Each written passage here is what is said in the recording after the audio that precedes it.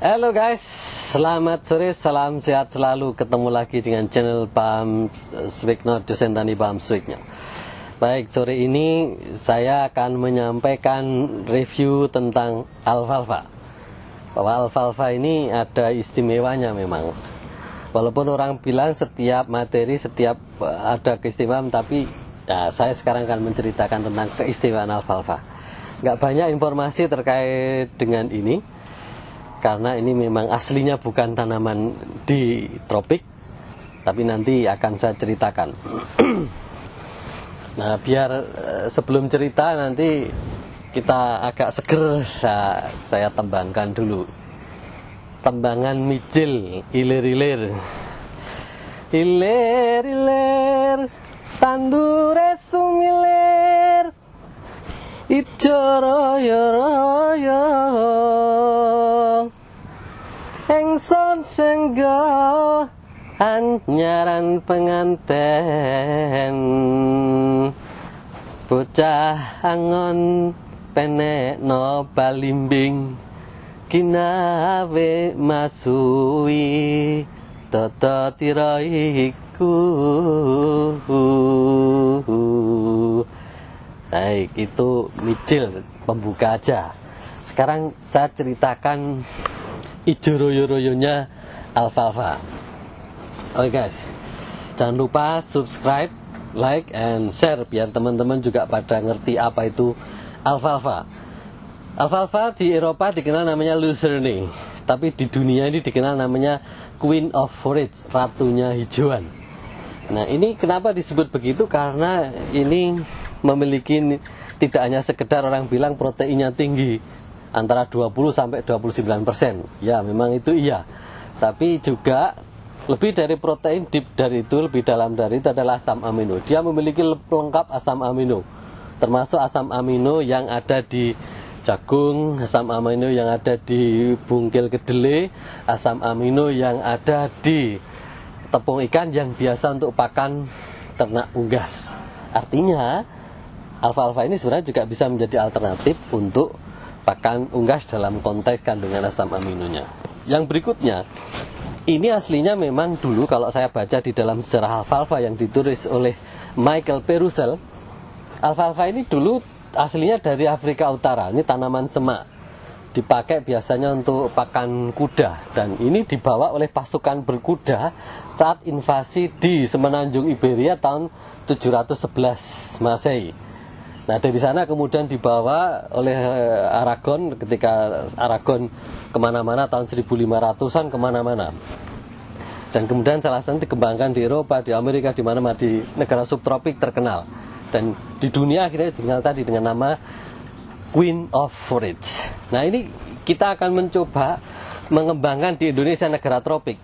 Apakah cocok? Nah, kita lihat cocok tidaknya tentu dilihat dari performa pertumbuhannya dan lain-lain. Ini alfalfa ini yang ditumbuhkan dari biji, dan ini pernah sudah kita potong 3 kali, dan ini adalah tumbuh yang keempat, dan umurnya ini 10 hari dari pemotongan. Kita lihat berapa tingginya. Kalau lihat tingginya di sini ada 66 cm. 66 cm dalam waktu 10 hari. Artinya setiap hari dia tumbuh 6 cm guys. Nah, ini di daerah tropik. Padahal kalau menurut banyak literatur, alfalfa ini tumbuh baik kalau di suhu sekitar 20 derajat Celcius. Ini di dalam rumah kaca bentuk dom ini, kalau siang suhunya bisa sampai 40 derajat Celcius, tapi juga tetap tumbuh baik. Ini juga tanaman yang lain. Jadi kita ingin ambil juga, kalau tadi salah satunya itu adalah 66 cm, ini kita lihat, ini ada 51 cm. Ini juga sama 10 hari ketika dari kita motong. Berarti kalau 10 hari 52 cm, berarti 1 hari tumbuh 5,2 cm guys. Ini alfalfa di tropik. Nah, dan ini juga ada beberapa tanaman yang memang sedang kita biarkan. Ini adalah hasil breeding kita. Dan ini sudah diuji menurut material genetik dengan uji ISSR. Dan dihasilkan bahwa di generasi X itu, di generasi tertentu, itu memang sudah berbeda dengan induknya.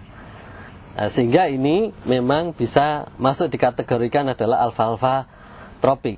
Oleh karena itu saya mengatakan, oh kalau begitu wajar. Kalau dia memang bisa menyesuaikan dengan tropik, di mana meskipun suhu 40 derajat Celcius dia tetap bisa tumbuh dengan baik, dengan sehari 5 cm, ini bahkan 6 cm. Nah, ini agak lebih kecil lagi, ya kira-kira ini juga 3 cm, tapi tetap amazing nih guys. Bagaimana bisa sebuah tanaman tumbuh dalam waktu 1 hari bisa antara 3 sampai 6 cm. Itu artinya kalau dia tidak well adapted, tidak bisa beradaptasi dengan baik, tentu tidak bisa tumbuh dengan begitu. Kalau kaitannya dengan saya sampaikan, tanaman alfalfa ini adalah menurut istilah kita sudah tanaman alfalfa tropik. Maka dengan dicirikan bisa beradaptasi dari aspek pertumbuhannya, artinya vegetatifnya bisa tumbuh dengan baik. Sehari bisa 3 sampai 6 cm di 10 hari pertama. Dan memang kalau menurut grafik, nanti di 2 pekan berikutnya dia akan mulai turun. Artinya memang kecepatan tumbuhnya tidak secepat di 2 pekan pertama.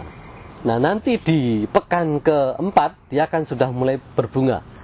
Itu juga menunjukkan bahwa tanaman ini juga bisa beradaptasi atau sudah bisa dikatakan sebagai tanaman tropik. Nanti kalau dibilang hanya vegetatifnya saja, itu biasa.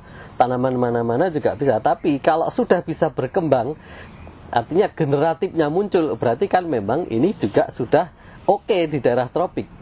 Tanaman ini juga bisa menghasilkan bunga dan bisa menghasilkan biji. Dan bijinya bisa seperti ini guys, ini bijinya. Kecil-kecil kayak biji sawi aja memang. Tapi warnanya kuning. Nanti kalau ada pertanyaan lagi, loh itu bijinya bisa ditanam nggak? Bijinya bisa tumbuh nggak? Bisa guys, tumbuh. Dan ini sudah kita uji. Generasi yang dulu pertama itu viability testnya memang 67%. Tapi generasi yang sudah hasil persilangan-persilangan ini, viability testnya itu adalah 80%. Artinya itu sudah sangat baik, eligible, termasuk memenuhi syarat. 80% guys tumbuh. Kita lihat nanti saya tunjukkan seperti apa pembenihan yang ditumbuhkan dari biji alfalfa tropik. Ya. Jadi sebelum kita pindahkan ke pot-pot yang kita gunakan untuk breeding, kita buat persemaian dulu memang. Ini sebenarnya lebih karena untuk manajemen efisiensi aja. Ya. Kalau mau ditanam langsung sebenarnya bisa juga, tapi untuk manajemen efisiensi, maka kemudian kita tanam di dalam pot seperti ini. Ini umurnya 2 pekan ini guys. Jadi kalau benih memang lama tumbuhnya, tapi nanti begitu kita tanam, kemudian kita potong pertama, kedua, maka di pemotongan yang ketiga itu sudah akan tumbuh cepat. Kayak orang habis dikitan itu ya. Jadi habis itu tumbuhnya jadi cepat. Nah, bijinya seperti ini guys, kecil-kecil ini. Dan jadi kalau kita tumbuhkan seperti ini, dan ini adalah yang jenis tadi yang kita sebut sebuah alfalfa tropik dengan tingkat viabilitasnya sudah mencapai 80%. Kita akan terus kembangkan, bismillah. Mudah-mudahan nanti akan menjadi manfaat untuk pengembangan peternakan Indonesia dengan adanya Queen of Forage yang tumbuh kembang di daerah tropik seperti Indonesia. Ini sangat bagus untuk doping atau booster untuk ternak perah, susu penghasil susu seperti sapi perah, kambing perah dan seterusnya. Sapi potong juga oke, kelinci juga oke, kambing juga semuanya oke. Yang jelas ini ongoing progress dan so far it's okay. Gitu guys. Alfalfa Queen of Forage yang dikembangkan di Indonesia untuk menjadi alfalfa tropik. Terima kasih telah mengikuti channel Dosen Tani Pam Suliknya. Jangan lupa subscribe dan salam sehat selalu. Salam.